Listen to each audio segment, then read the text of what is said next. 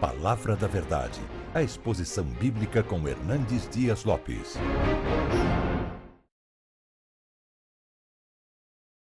Eu quero partilhar com vocês o texto que está em Jó, capítulo 1. Jó, capítulo 1, versos 6 a 12.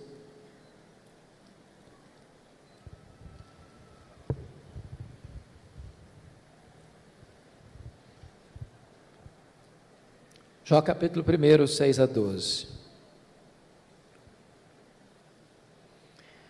Está escrito o seguinte: num dia em que os filhos de Deus vieram apresentar-se perante o Senhor, veio também Satanás entre eles.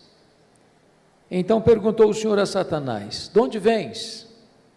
Satanás respondeu ao Senhor e disse: de rodear a terra e passear por ela. Perguntou ainda o Senhor a Satanás: observaste o meu servo Jó?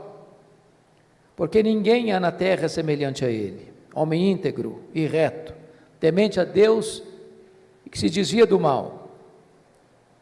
Então respondeu Satanás ao Senhor: porventura Jó debalde ou inutilmente teme a Deus?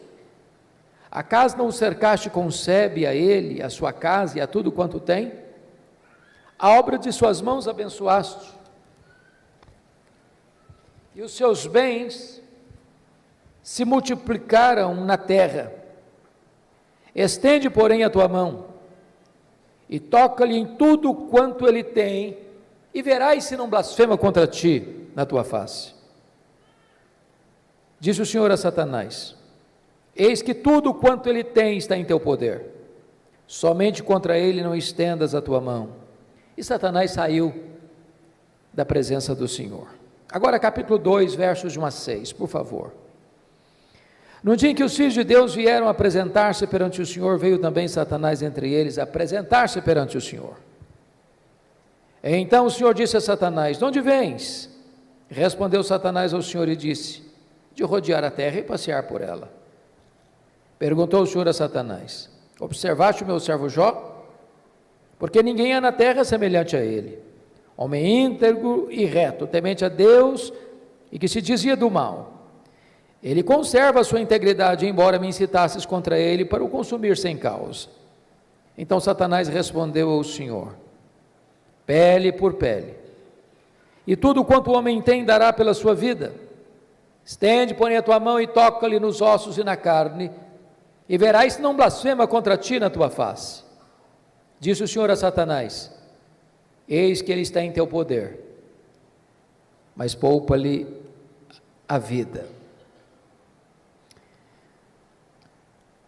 Meus amados, esse texto registra esse episódio da reunião de Deus com seus filhos, e eu quero crer que aqui são os anjos, e eu quero crer que nas regiões celestes, e a Bíblia não dá explicações, mas diz que Satanás apareceu por lá, e é curioso que quem começa a conversa é Deus, perguntando para Satanás assim: de onde vens? Satanás respondeu: de rodear a terra e passear por ela. Satanás é uma espécie de turista inveterado, ele está por aí, está antenado, está de olho, está procurando alguém para devorar. E Deus cutuca outra vez, perguntando assim para ele: observaste o meu servo Jó? E Deus dá o currículo de Jó: não tem ninguém na terra semelhante a ele, homem íntegro, reto, temente a Deus e que se desvia do mal. Em outras palavras, Jó era o homem mais piedoso da sua geração.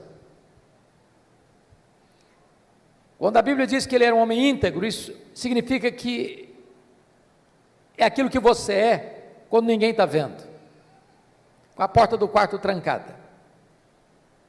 Quando diz que ele é um homem reto, significa que ele é exatamente aquilo que as pessoas estão percebendo, um homem que tem uma vida pautada pela verdade e pela justiça.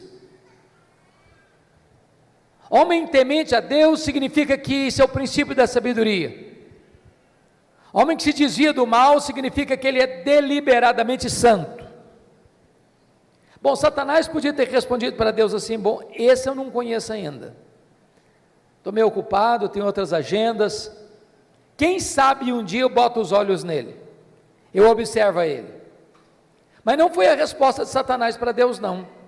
Satanás respondeu assim para Deus: mas também puderas, desse jeito aí, qualquer um te adora, tu tens abençoado a vida dele, tu tens colocado um grande muro de proteção ao redor da família dele, tudo que esse homem bota a mão vira dinheiro, os bens dele prosperam na terra, desse jeito aí é muito fácil te adorar. Satanás com isso insinua duas coisas. Primeiro, Satanás insinua que ninguém adora a Deus por quem Deus é, apenas por aquilo que Deus dá.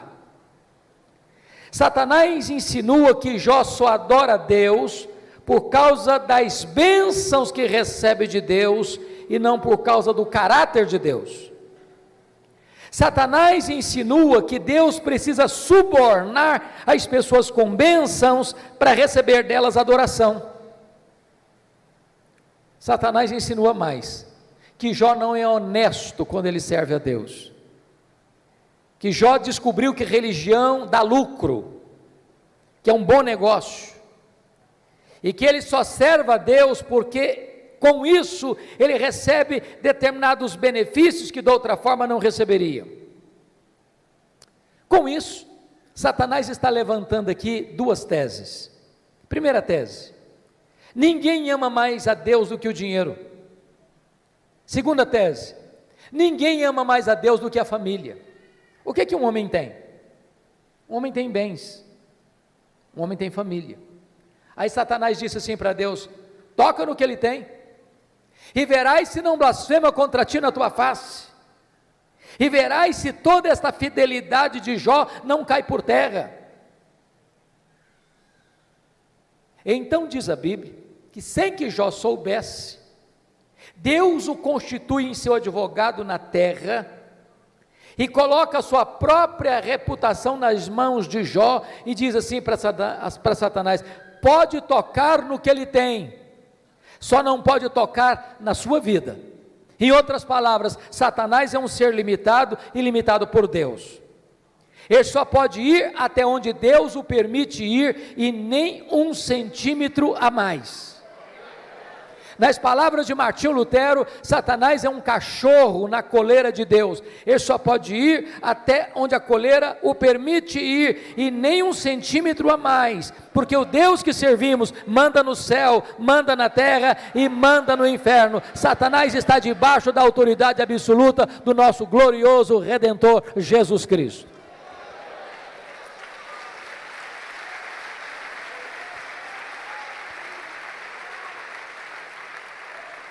Com a permissão de Deus, Satanás, porém, sai dali para provocar um verdadeiro terremoto na vida de Jó.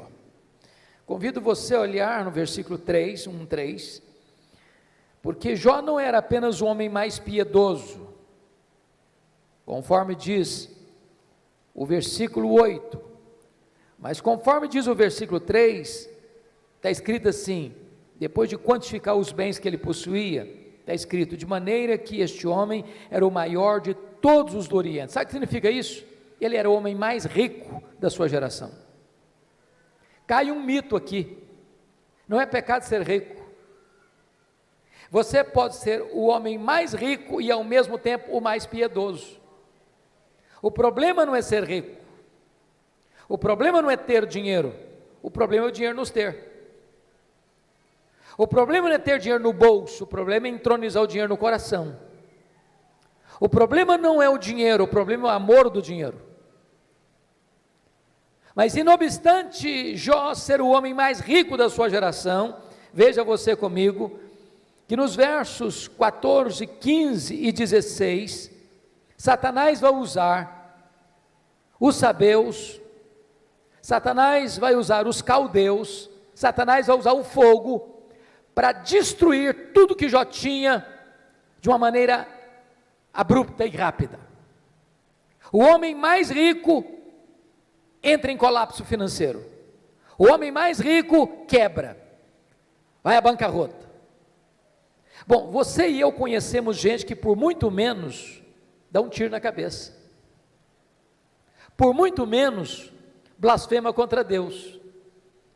A grande pergunta é: será que a tese de Satanás era verdadeira? Será que Jó amava mesmo mais a riqueza e o dinheiro do que a Deus? Será que Jó blasfemaria mesmo contra Deus? Será que a tese de Satanás era verdadeira? A resposta, confira comigo, está no versículo 21. Ele diz o seguinte: nu saí do ventre de minha mãe, nu voltarei. Sabe o que ele está dizendo? Eu não trouxe nada para este mundo, não vou levar nada deste mundo, portanto o que eu granjeei entre o berço e a sepultura não é a razão da minha vida. Eu adoro a Deus não por aquilo que Deus dá, eu adoro a Deus por quem Deus é. Eu não adoro a Deus por causa das bênçãos de Deus, eu adoro a Deus por causa do caráter de Deus. E aqui Jó derrota a primeira tese de Satanás. Ele prova que ele ama mais a Deus do que o dinheiro. Mas tem uma segunda tese: ninguém ama mais a Deus do que a família. Se você ler capítulo 1, versículo 5, você vai notar que Jó era um pai exemplar. Mesmo sendo muito rico e tendo uma agenda tão congestionada, e mesmo tendo 10 filhos e todos eles adultos, e Jó costura a unidade dos filhos. E há uma coisa curiosíssima aqui, já que nós temos pais e filhos aqui, toda família que tem mais de um filho sabe disso. Os filhos não são naturalmente unidos. Quando você vê uma família unida, pode ter certeza, por trás tem um pai e tem uma mãe que trabalha para que os irmãos sejam amigos. Agora, quando tem dinheiro por trás, é mais complicado ainda. Sabe por quê? O dinheiro não tem liga, o dinheiro não tem amálgama, o dinheiro divide, o dinheiro separa. Porque Jó era um pai intercessor, porque Jó era um pai presente, porque Jó era um pai conselheiro, porque Jó era um pai que se preocupava com a salvação e a santificação dos seus filhos. Diz a Bíblia que os seus filhos eram amigos e unidos.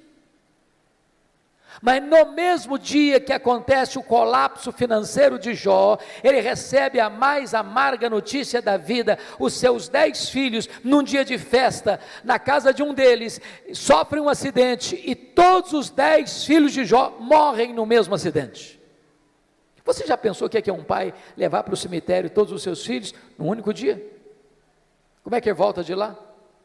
Como é que ele recomeça a vida? Como é que ele se levanta do luto? Como é que ele reconstrói seus sonhos? Será que Jó blasfemaria contra Deus? Será que a tese de Satanás era verdadeira? Será que ninguém de fato ama mais a Deus do que a família? Será que de fato Satanás tinha razão e Jó se voltaria contra Deus para blasfemar contra ele? A resposta está no capítulo 1, versículo 20, confira comigo aí. Diz o texto que logo que Jó recebe essa notícia, ele se levanta, rasga o seu manto, rapa a cabeça, lança-se em terra e disse: o Senhor Deus deu, o Senhor Deus tomou, bendito seja o nome do Senhor. Ele prova que ama mais a Deus do que a família. Ele prova que ele serve a Deus não por aquilo que Deus dá, mas por quem Deus é. Ele derrota a segunda tese de Satanás. Ele prova que ele ama mais a Deus do que a sua própria família. Mas agora vem o capítulo 2. E novamente Deus está lá com seus filhos, e Satanás aparece por lá. E é curioso que é Deus quem começa de novo perguntando do mesmo jeito: de onde vens? Satanás respondeu assim: de rodear a terra e passear por ela. Sabe o que significa isso? Satanás está dizendo o seguinte: estou fazendo o que eu sempre fiz. Não mudei a minha agenda, estou por aí, estou de olho, estou antenado, estou procurando uma brecha, estou procurando alguém para devorar. E Deus pergunta de novo: observaste o meu servo Jó? E dá o currículo de Jó sem alterar uma vírgula. Não tem ninguém na terra semelhante a ele, homem íntegro, reto, temente a Deus, que se dizia do mal. E Deus diz: me incitasses contra ele para o destruir sem causa, mas ele permanece íntegro. Sabe o que Deus está dizendo para Satanás? Satanás, suas teses são mentirosas, suas teses são falsas. Você diz que ninguém ama mais a Deus do que o dinheiro e do que a família, pois Jó provou que me ama mais do que ao dinheiro, provou que me ama mais do que a família. Jó derrotou as suas teses, Satanás. Então Satanás levanta uma terceira tese: pele por pele, e tudo que o homem tem dará pela sua vida. Toca-lhe nos ossos, toca-lhe na carne, e verás se não blasfema contra ti na tua face. A terceira tese de Satanás é essa: ninguém ama mais a Deus do que a si mesmo. Sem que Jó soubesse, mais uma vez Deus o constitui em seu advogado na terra e diz para Satanás: pode tocar nos ossos dele, pode tocar na carne dele, só não podes tirar a vida dele. Satanás ainda é um ser limitado e limitado por Deus. Ele só pode ir até onde Deus o permite ir, e nem 1 centímetro a mais. Satanás sai dali, diz a Bíblia, e coloca uma doença maligna em Jó, do alto da cabeça à planta dos pés.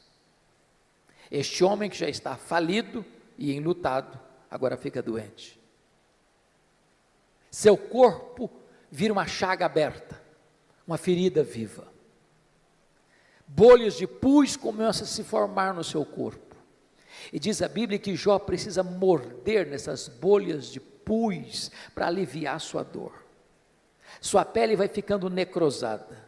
Ele não consegue comer, ele não consegue dormir, ele não consegue ter alívio. Esse homem vai ficando magro, magérrimo, macérrimo, de couro furado pelas costelas em ponta. O seu corpo cheira mal, as pessoas passam, as pessoas praguejam, as pessoas cospem, as pessoas cortam volta dele, até os mais próximos, até os familiares vão desistindo dele, vão abandonando a ele, e ele fica rendido na sua desdita. Precisa pegar um caco, talvez de telha, para raspar a sua pele necrosada. Esse homem não tem mais o que sofrer.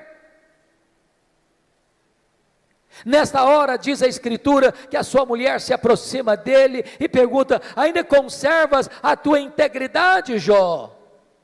Amaldiçoa a Deus e morre, acaba com isso, tenha pelo menos coragem e dignidade de tirar a sua vida.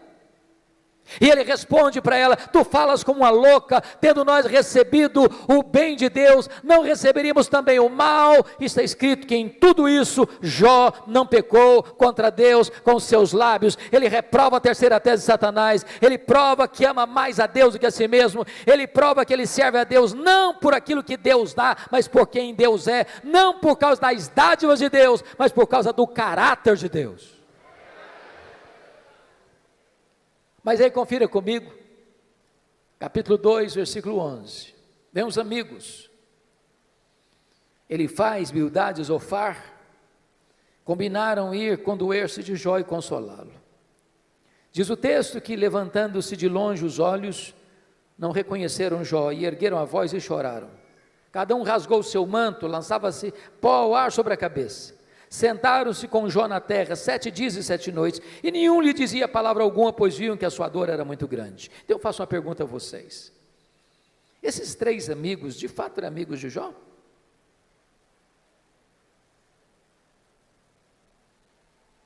A resposta óbvia é: claro que eram amigos. Eu faço uma pergunta a você: alguma vez você já recebeu alguma visita assim? Quando você estava passando um momento difícil, pessoa que vem de longe, 7 dias, sentado com você no chão, sem abrir a boca, chorando ao ver o seu sofrimento? Você já fez a alguém alguma visita dessa natureza? Mas qual era o problema desses homens então? O problema desses amigos de Jó, que num dado momento eles deram uma de teólogos. Eles começaram a cogitar, desenvolveram uma lógica cartesiana de causa e efeito, e eles pensaram assim: para Jó estar sofrendo, ele deve ter feito alguma coisa errada, mas para Jó estar sofrendo muito, ele deve ter feito muita coisa errada. Mas eles não só pensaram, eles falaram. Mas eles não só falaram, falaram para Jó. E assacaram contra Jó os mais pesados libelos acusatórios, chamaram Jó de louco, chamaram Jó de adúltero, chamaram Jó de ladrão, falaram para Jó que ele roubou os órfãos e as viúvas, por isso que ficou rico, falaram para Jó que por ser ele um homem louco, Deus havia matado os seus filhos, e eles foram massacrando Jó, eles foram cravando Jó com as suas setas venenosas, e eles foram colocando Jó debaixo de um rolo compressor, e eles massacraram este homem de Deus. Sabe o que Jó fez? O que você e eu faríamos? Jó começa a perguntar para Deus: por que, meu Deus? Por que eu estou sofrendo? Por que a minha dor não cessa? Por que eu não morri no ventre da minha mãe? Por que eu não morri ao nascer? Por que os seios da minha mãe não estavam murchos de leite para eu morrer de fome? Por que o Senhor não me mata de uma vez? Jó levantou aos céus 16 vezes esta mesma pergunta: por quê, por quê, por quê, por quê, por quê? Jó levantou aos céus 34 queixas contra Deus. Sabe qual foi a resposta de Deus para ele? O total silêncio. Nenhuma resposta, nenhuma explicação, nenhuma luz no fim do túnel. Eu posso garantir para vocês hoje aqui, o silêncio de Deus grita mais alto nos ouvidos da nossa alma que o ruído mais barulhento das circunstâncias mais adversas. Pior do que sofrer é sofrer sem explicação. Se vocês estão notando comigo, Jó está sendo golpeado nas 5 áreas mais importantes da vida de uma pessoa. Primeiro, a vida financeira. Segundo, sua saúde. Terceiro, seu casamento. Quarto, seus filhos. Quinto, suas amizades. Todas essas áreas vitais estão sendo dinamitadas, destruídas, minadas na vida desse homem. Esse homem está no fundo de um poço. Ele não tem mais nada para perder. Ele está completamente rendido à sua desdita, ao fracasso, à derrota. Esse homem não tem nada mais em quem segurar, a quem buscar. Ele está no fundo de um poço. Mas quando você está no fundo de um poço, só tem uma direção para olhar: é para cima, é para o alto, é para Deus. Esse homem perdeu os seus bens, esse homem perdeu a sua saúde, esse homem perdeu o apoio da sua mulher, esse homem enterrou os seus filhos, esse homem perdeu o apoio de seus amigos, esse homem olha para todo lado e tudo é ruína na vida dele, mas esse homem não perdeu uma coisa: esse homem não perdeu a sua confiança em Deus. E quando ele está no fundo do poço, ele arranca de dentro da alma um brado de esperança, ao dizer: mas uma coisa eu sei, é que o meu Redentor vive, e por fim, eu vestir esse meu corpo de pele, eu verei o meu Redentor. Pode vir momentos difíceis, pode vir momentos de perda, pode vir momentos de luto, pode vir momentos de angústia e dor na sua vida, mas Deus jamais deixará você desamparado. Ele sustenta você, Ele segura você, Ele ampara você, Ele levanta você. É curioso, irmãos, que quando Jó arranca do peito esse brado de esperança, Deus rompe o silêncio e começa a falar com ele. Mas curiosamente, Deus, ao conversar com Jó, Deus não respondeu nenhuma das 16 perguntas de Jó. Deus não respondeu nenhuma das 34 queixas de Jó. Ao contrário, Deus fez 70 perguntas para Jó. 70. Todas perguntas retóricas, que não dava para responder. Deus como que abriu as janelas dos céus, despejando em catadupas torrentes da sua glória, do seu conhecimento sobre Jó. da sua majestade, do seu poder, e Deus começa a perguntar para Jó assim: ô Jó, onde tu estavas quando eu lancei, ou quando eu lançava os fundamentos da terra? Ô Jó, onde você estava quando eu espalhava as estrelas no firmamento? Ô Jó, onde você estava quando eu cercava as águas do mar, para que elas não invadissem a terra? Ô Jó, me explica como é que eu formo a geada. E Deus foi mostrando para Jó o seu poder, a sua grandeza, a sua majestade, a sua glória, a sua magnificência. E quando Jó é esmagado por esta gloriosa revelação de Deus, ele para ter a mais importante experiência da sua vida. E eu gostaria de contar para você como é que ele teve essa experiência. Então vá comigo agora, por favor, para o capítulo 42 de Jó, porque aí algumas revelações que mostram a experiência desse homem com Deus, que pode ser nesta noite a sua experiência com Deus. Primeira coisa que Jó reconheceu, quando Deus se revelou a ele, está aí no versículo de número 2, então respondeu Jó ao Senhor: bem sei que tudo podes. Ele reconheceu a onipotência de Deus. Preste bem atenção nisso. Você e eu temos fraquezas indisfarçáveis. Como o bispo Júlio disse agora há pouco, a gente tem que ler. Crente precisa ler.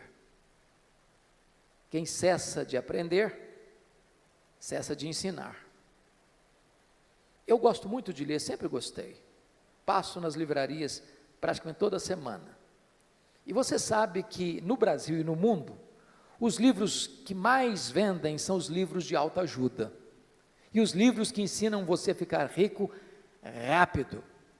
Eu acho que eu não estou sabendo ler bem esses livros.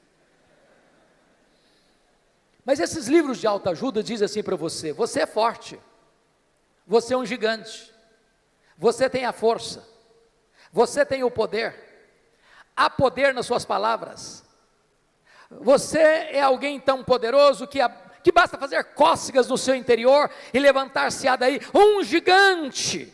Sabe o que a Bíblia diz? Exatamente o contrário.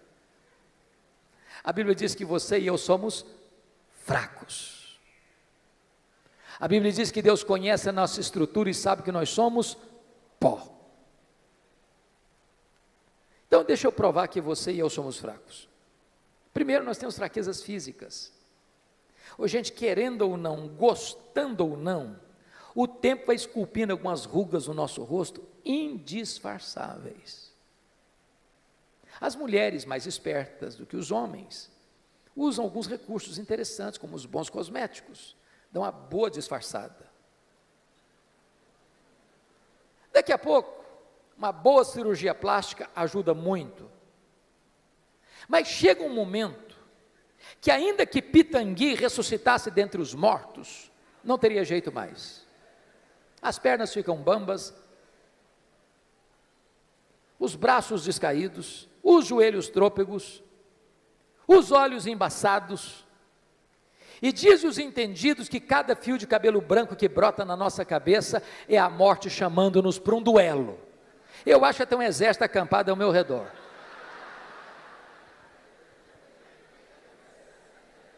Temos fraquezas físicas, mas nós temos fraquezas emocionais. Quantos de nós, nas noites mais escuras da alma, gemendo e chorando, dissemos para Deus: oh meu Deus, eu não aguento mais, o Senhor estende a mão para mim e eu pereço. Temos fraquezas emocionais, mas nós temos fraquezas morais. Quantos de nós, com lágrimas nos olhos, já não prometemos para Deus: Deus, eu não quero mais cometer esse pecado, eu não quero mais cair neste mesmo pecado. Daqui a pouco, você se flagra cometendo o mesmo pecado. Não é porque faltou para você honestidade e sinceridade, não, faltou para você poder. Somos fracos. Mas nós temos fraquezas espirituais. Nós somos um ser contraditório, ambíguo, paradoxal. Paulo diz que o bem que eu quero fazer, esse eu não faço, o mal que eu não quero, esse eu pratico. Somos fracos, mas é maravilhoso você poder afirmar como Jó, mas o meu Deus tudo pode.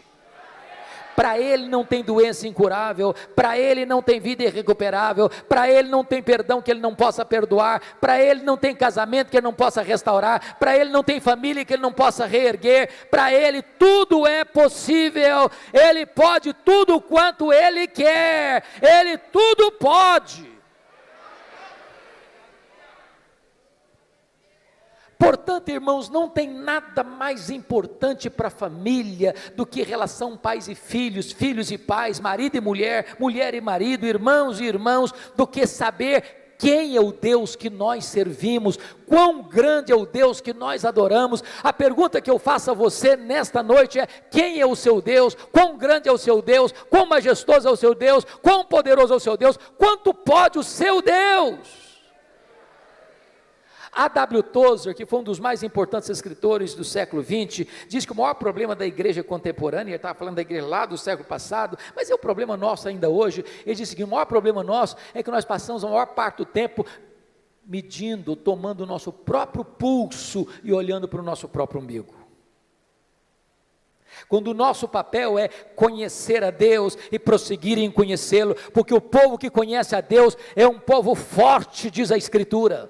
Quem é o seu Deus? Quão grande é o seu Deus? Quando o profeta Isaías estava pensando sobre isso, ele diz: o meu Deus é aquele que mede as águas na concha da sua mão. O meu Deus é aquele que pesa o pó das montanhas em balança de precisão. O meu Deus é aquele que espalha as estrelas no firmamento, e por ser forte em força e grande em poder, quando as chama pelo nome, nenhuma delas vem a faltar. O meu Deus é aquele que olha para as grandes potências econômicas e militares da terra e considera todas essas nações como um pingo que cai de um balde, como um pó numa balança de precisão, como um vácuo, como nada, como menos do que nada, pois este é o seu Deus.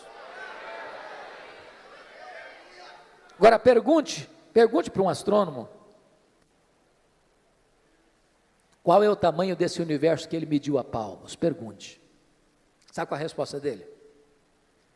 Eu não sei. E quando esse astrônomo diz eu não sei, ele não está confessando uma ignorância absoluta, não. É porque nenhum homem, por mais robusto que seja o seu conhecimento, por mais peregrina que seja a sua capacidade mental, é capaz de afirmar com precisão qual é o tamanho do universo. Isso é uma matéria em estudo ainda.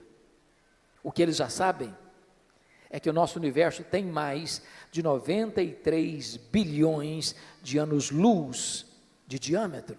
E o que significa isso? Significa que se você voar à velocidade da luz, 300 mil quilômetros por segundo, nessa velocidade, você demoraria mais de 93 bilhões de anos para ir de uma extremidade à outra do universo. Pois o seu Deus é maior do que isso. Ele criou tudo isso. Não tem um centímetro desse universo onde eu não posso dizer: isso aqui é meu, eu criei isso aqui, sou dono disso aqui. Este é o seu Deus. Pergunte a um astrônomo quantas estrelas existem. Sabe qual é a resposta dele? Eu não sei. O que eles já sabem e afirmam é que há mais estrelas no firmamento do que todos os grãos de areia de todas as praias e desertos do nosso planeta. Vá um dia à praia, encha a concha da sua mão de areia, leve para casa, bote numa tábua de vidro e tenha paciência de contar quantos grãos de areia você consegue botar na concha da sua mão. Pois há mais estrelas do que todos os grãos de areia de todas as praias e desertos do nosso planeta. Mas o seu Deus não apenas criou todas elas, o seu Deus batizou cada uma delas pelo nome. E por ser forte em força e grande em poder, quando as chama pelo nome, nenhuma delas vem a faltar. Este é o seu Deus, Ele tudo pode. A ciência hoje não está pasma mais com o macro-universo, ela está pasma, boquiaberta, com o micro-universo hoje. Você pega uma folha, por mais tenra que ela seja, ela é tão complexa como a cidade de São Paulo. Você pega uma gema de ovo, ela é mais complexa do que qualquer coisa que o homem já inventou. Dr. John Wilson, catedrático de Harvard, uma das maiores autoridades de oftalmologia no mundo, diz que você e eu temos em torno de 2 milhões de fios duplos encapados em cada um dos nossos olhos, e se não for assim, haveria um curto-circuito e nós ficaríamos cegos. Dr. Marshall Nirenberg, prêmio Nobel de Biologia, fez uma das mais importantes descobertas no século passado. Ele descobriu que você e eu somos um ser programado geneticamente, computadorizadamente programados. Ele descobriu que você e eu temos em torno de 60 trilhões de células vivas no nosso corpo. Descobriu mais, que em cada uma dessas células você tem 1,70 m de fita DNA, onde estão gravados e computadorizados todos os seus dados genéticos.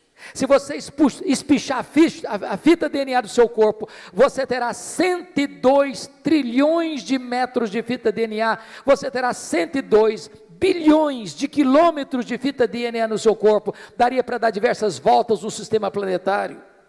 Dr. Loy vai dizer mais tarde, códigos de vida não se originam espontaneamente, códigos de vida não se originam de uma explosão cósmica, códigos de vida não se originam de uma evolução de milhões e milhões de anos, códigos de vida foram plantados em você, pelo Deus Todo-Poderoso, Criador dos céus e da terra, e este Deus é o seu Pai, é o seu Deus, Ele tudo pode.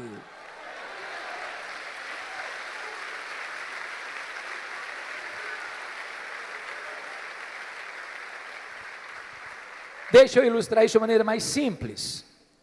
Um pai caminhava com seu filho de 4 anos pela rua. Eu acho que todos vocês concordam comigo que toda criança parece que fez um curso de pós-doutorado em perguntas difíceis. Não conheço ninguém que faça perguntas mais difíceis do que as crianças.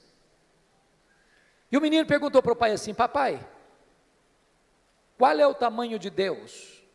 O pai engasgou. Não tinha uma resposta pronta para um menino de 4 anos. Ficou em silêncio. Continuou caminhando. Daqui a pouquinho ele escuta os roncos das turbinas de um avião supersônico lá nas alturas excelsas. O pai diz: filho, olha para cima. Você está vendo aquele avião? O filho disse: sim, papai, estou vendo. O pai perguntou: qual é o tamanho daquele avião, meu filho? O menino respondeu: pequeno, papai, muito pequeno. Estava muito longe. O pai pegou o menino, levou para o aeroporto. Lá tinha um jumbão de mais de 400 passageiros estacionado. O pai chegou bem perto e perguntou: está vendo esse avião, filho? Estou vendo, papai. Qual é o tamanho desse avião, filho? Grande, esse é muito grande, papai. O pai disse: filho, pois Deus é do mesmo jeito. Se você está longe de Deus, meu filho, Deus parece pequeno para você, aí os seus problemas ficam enormes. Mas se você está perto de Deus, meu filho, aí Deus é grande para você, aí os seus problemas ficam pequenos.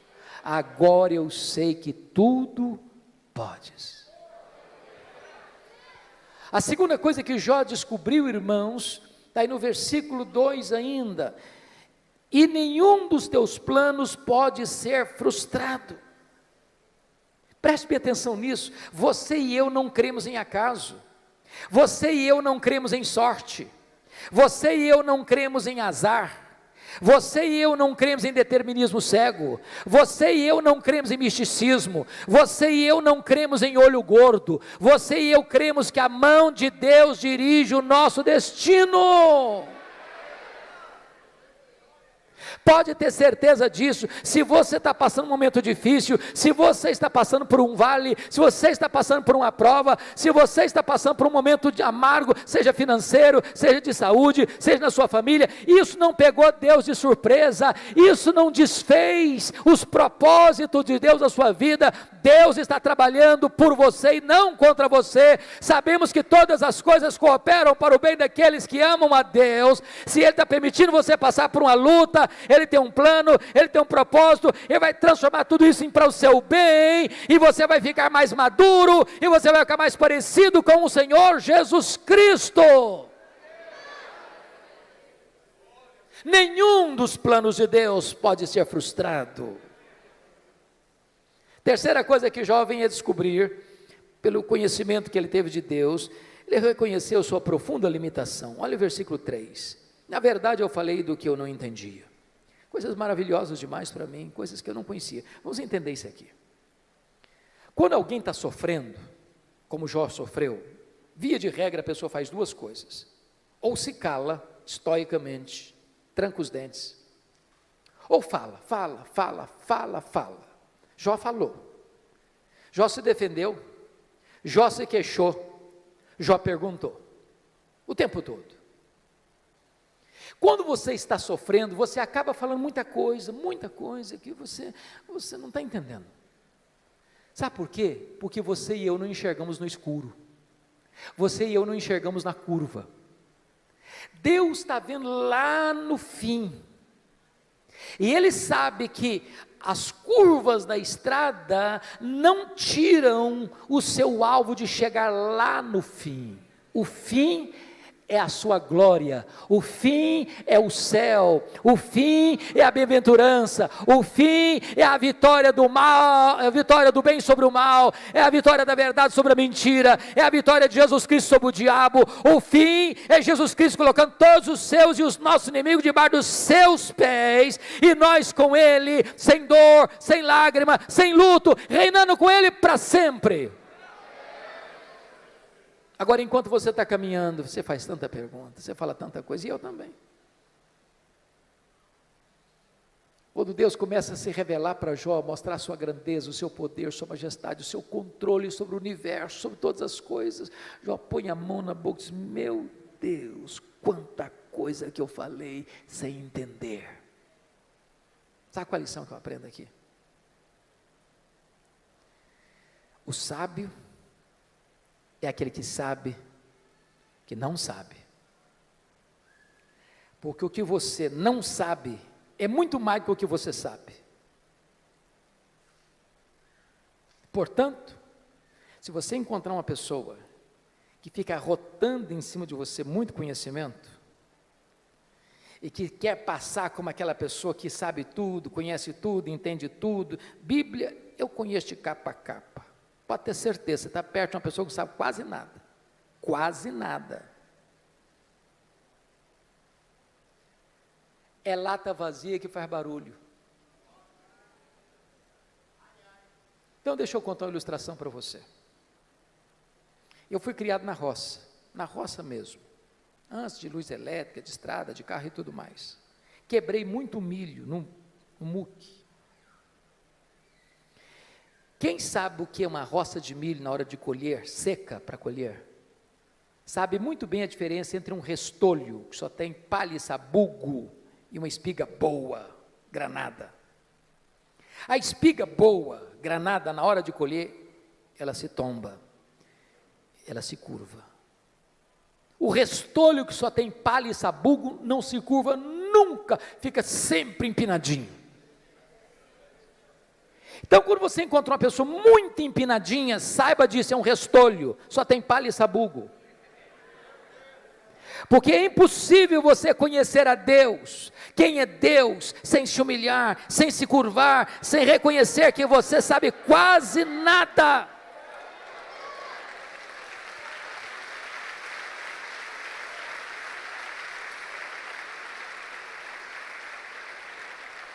Quarta coisa que Jó descobriu que mudou a vida dele, ele reconheceu o seu limitado conhecimento de Deus. Olha o versículo 5 comigo.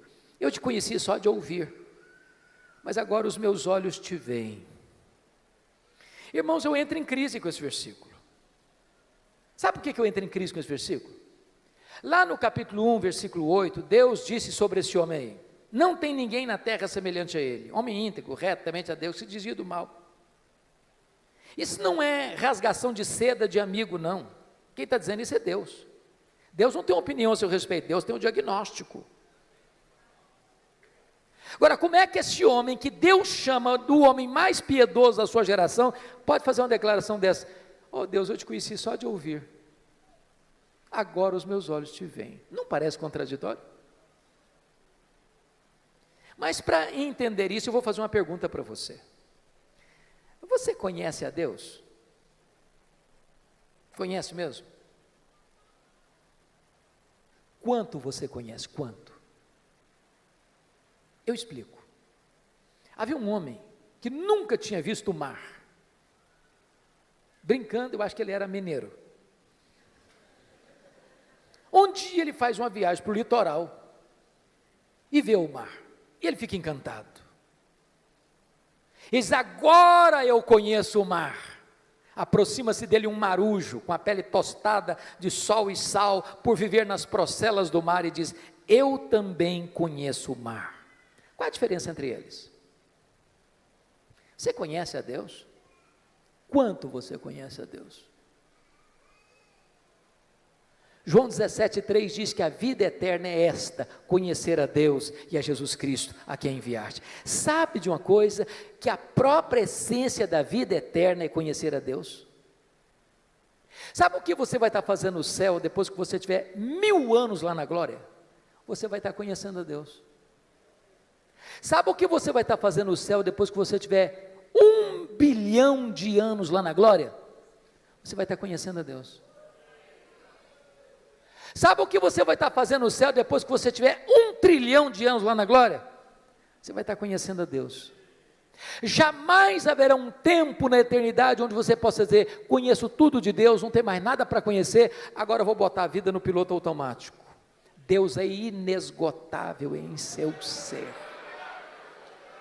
O céu vai ser dinâmico. A Bispo Júlia, há poucos dias eu tomei um susto. Uma menina adolescente da igreja chegou para mim e disse assim: pastor. Falei: pois não, filha. Ela disse assim: eu não quero ir para o céu, não. Eu tomei um susto. Disse: como? Eu não quero ir para o céu, não. Falei: mas você está maluca? O que aconteceu? Não, não quero ir, não. Falei: mas então me explica esse negócio.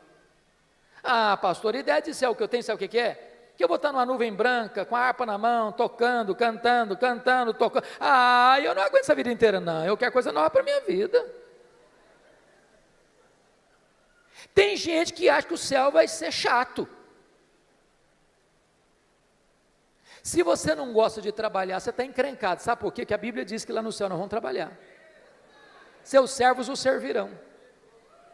Agora pense comigo que nesse corpo frágil, que fica cansado, que fica doente, que fica velho, que fica caquético, nós conseguimos fazer coisas tão fantásticas, e diz Einstein que nós não usamos nem 10% do nosso potencial. Você já imaginou que nós não vamos poder fazer com um corpo 100% turbinado pela glória de Deus? Diz a Bíblia que você e eu vamos ter um corpo semelhante ao corpo da glória do Senhor Jesus Cristo. Jesus entrava numa casa fechada sem precisar abrir a porta. Jesus saía de Jerusalém, aparecia lá na Galileia sem precisar percorrer o trecho. Jesus subiu o assunto aos céus fisicamente. E eu pergunto para você: qual a distância da terra ao céu? Com que velocidade Jesus foi para o céu? Porque se ele foi para o céu na velocidade da luz, 300 mil quilômetros por segundo, depois de 2000 anos, ele está logo ali na esquina ainda.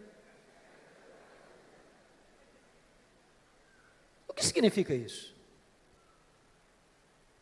A Bíblia diz que nós vamos ser como os anjos, não que nós não vamos ter um corpo, mas significa que nós vamos viver numa nova dimensão. Eu pergunto a você: com que velocidade um anjo vem do céu à terra? Jesus Cristo disse para Pedro lá no Getsemane: guarda essa espada, porque se eu precisasse de ajuda, eu rogaria ao Pai, Ele me mandaria mais de 12 legiões de anjos, mais de 72 mil anjos. Com que velocidade eles viriam? Os anjos não estão mais, não precisam e não estão presos às mesmas leis que nos governam aqui, pois o nosso corpo de glória vai ser assim. Nós vamos estar lá, nós viremos cá, nós subiremos, nós desceremos com a mesma velocidade, porque nós habitaremos novos céus e nova terra, e nós vamos conhecer a Deus, e nós vamos glorificar a Deus, e nós vamos trabalhar para Deus, e nós vamos amar a Deus, e nós vamos fruir a presença de Deus. Agora eu entendo Jó. Agora eu entendo Jó, ele está só arranhando a superfície, e você e eu também, tem muito mais, tem infinitamente mais. Então continua a ordem do profeta: conheçamos e prossigamos em conhecer ao Senhor. A última coisa que mudou a vida de Jó, confira comigo, está no versículo 6. Por isso eu me abomino e me arrependo no pó e na cinza. Ponto. Não entendi nada de novo. Muito difícil. Como é que eu vou entender esse homem que o próprio Deus diz que ele é o mais piedoso, está se abominando e se arrependendo no pó e na cinza? Eu esperava uma confissão dessa de um ladrão, de um assassino, mas do homem mais piedoso. É chocante. Explicação. As pessoas que mais lamentam e choram os seus pecados, não são as que mais pecam, são as que mais perto de Deus andam. Quem está longe de Deus, irmãos, nem convicção de pecado tem. Quanto mais você conhece a Deus, quanto mais você anda com Deus, quanto mais intimidade você tem com Deus, mais você vê a enormidade do seu pecado e mais você lamenta pelo seu pecado. Pois bem, veja comigo, por favor, agora o versículo 10. Ele é a chave hermenêutica deste livro. Mudou o Senhor a sorte de Jó, quando ele chorava pelos seus amigos, e o Senhor deu-lhe o dobro de tudo quanto antes possuía. Você já fez uma pergunta, por que Deus mudou a sorte de Jó, enquanto este, ou quando este orava pelos seus amigos? Você já fez essa pergunta? Por quê? Então deixa eu fazer uma pergunta para provocar.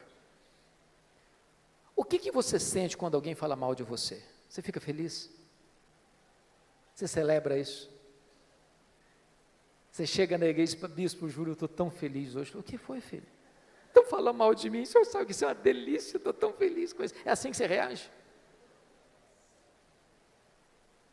O que vocês acham que Jó sentiu, quando seus amigos disseram assim para ele, você é um ladrão, você é um adúltero,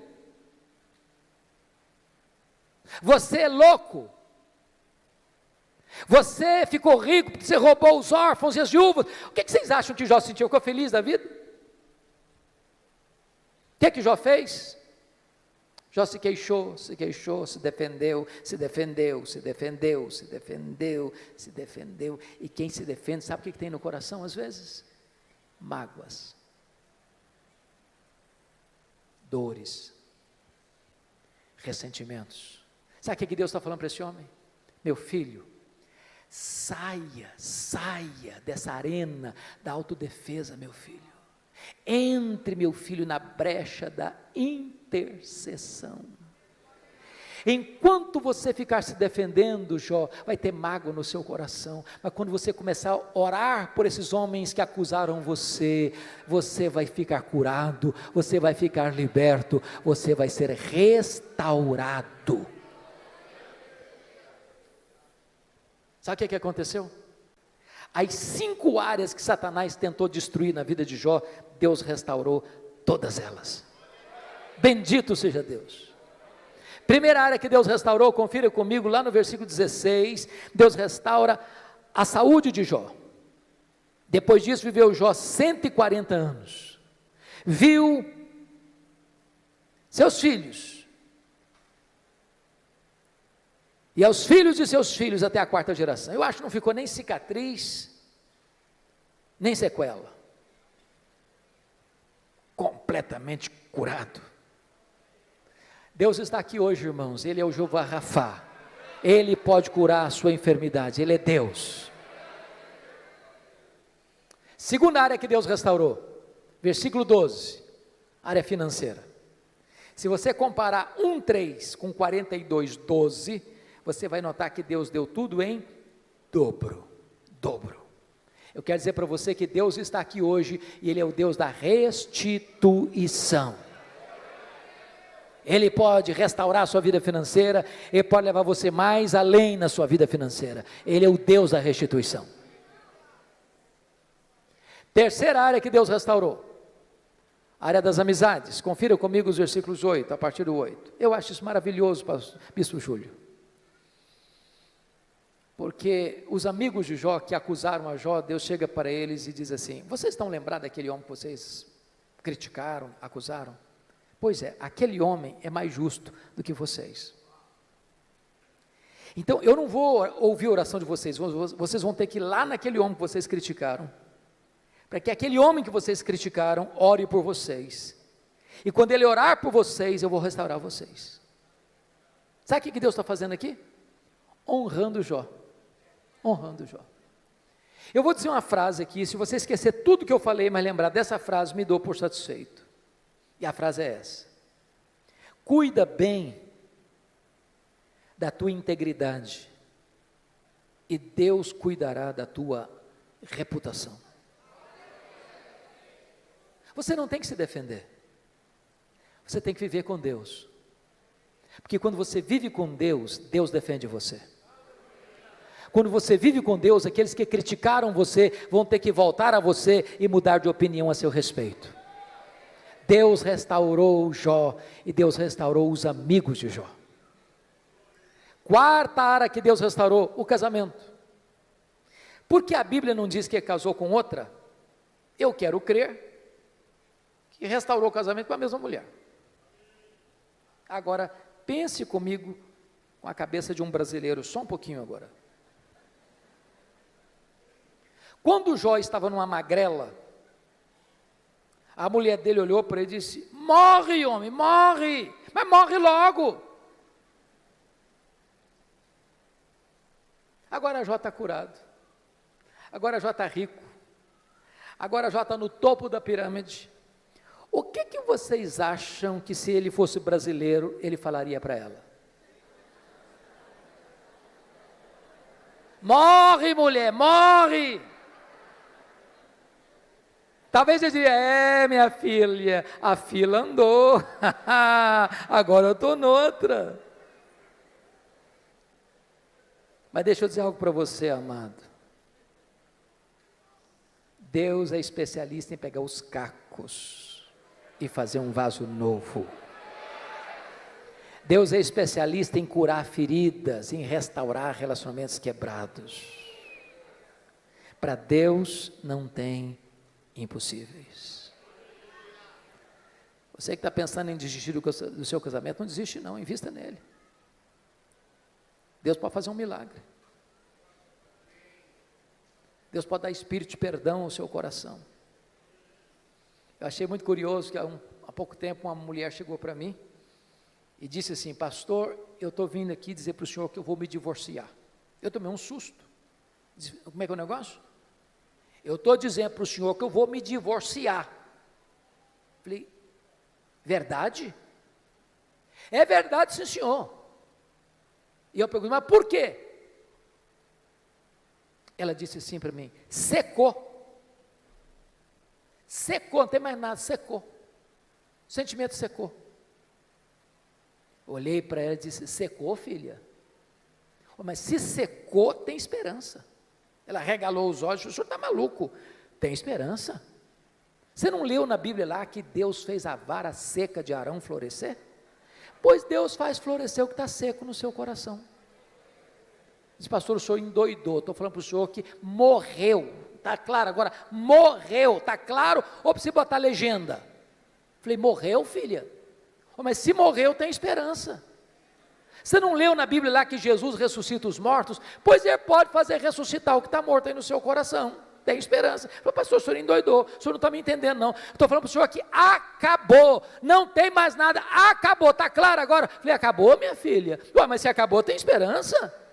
Ué, você não leu na Bíblia lá que Deus chama a existência as coisas que não existem? Se Ele chama a existência as coisas que não existem, Ele pode chamar a existência o que não está mais no seu coração.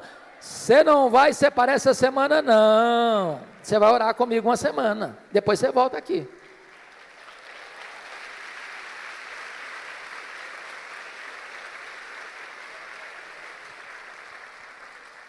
Depois de uma semana ela voltou e disse: pastor, acabou. Falei: acabou o quê, filha? A vontade de divorciar. Estou animada. Deus está curando a minha alma e curando meu casamento. Com Deus não há impossíveis. Louvado seja o Senhor. A quinta e última área que Deus restaurou foram os filhos. Você nota comigo no capítulo 1, versículo de número 16, aliás, versículo 13, também teve outros 7 filhos e 3 filhas, e Deus restaura. Mas você pode fazer uma pergunta curiosíssima: Pastor, eu não estou entendendo. Se Deus devolveu tudo em dobro, e Jó antes tinha 10 filhos, quantos ele deveria ter agora? 20. Então não foi tudo em dobro.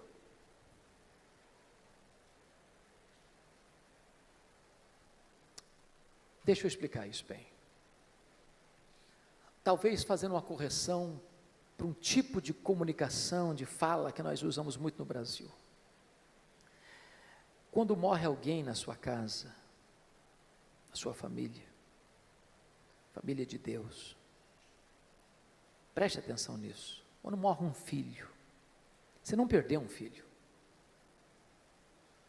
Como aquele pai que voltou do cemitério, depois de enterrar o seu filho, e um amigo vai dar um abraço nele e disse: meus sentimentos, eu soube que o senhor perdeu o seu filho.